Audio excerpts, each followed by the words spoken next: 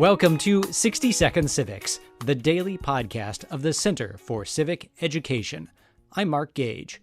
We are joined by special guest, Dr. Holly White, associate producer of Colonial Williamsburg Innovation Studios and a producer of the Ben Franklin's World podcast. Dr. White, what kind of political power did American women possess during the early Republican period? American women, or at least white women, during the early Republican period were citizens, but they weren't really constituents.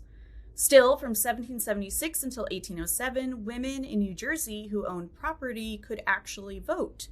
So outside of this very brief period in New Jersey, the political power that American women held was limited to individual activism, participation in reform societies, and their ability to convince the men in their lives, their husbands, brothers, fathers, sons, to vote with women's opinions in mind.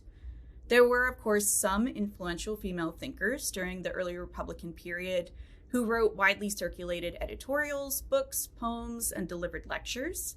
We know, for example, that George Washington attended the lecture of a woman named Eliza Harriet while in Philadelphia during the Constitutional Convention in 1787.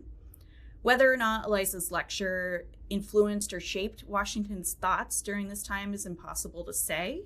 So although Eliza and women like her may not have had the ability to vote or to practice traditional forms of political power, it doesn't mean that their influence wasn't perhaps bigger than many of the men who did hold this right to vote in the early Republican period. It's been a pleasure having you on the podcast, Dr. White. Thank you so much. That's all for today's episode. 60 Second Civics, where civic education only takes a minute.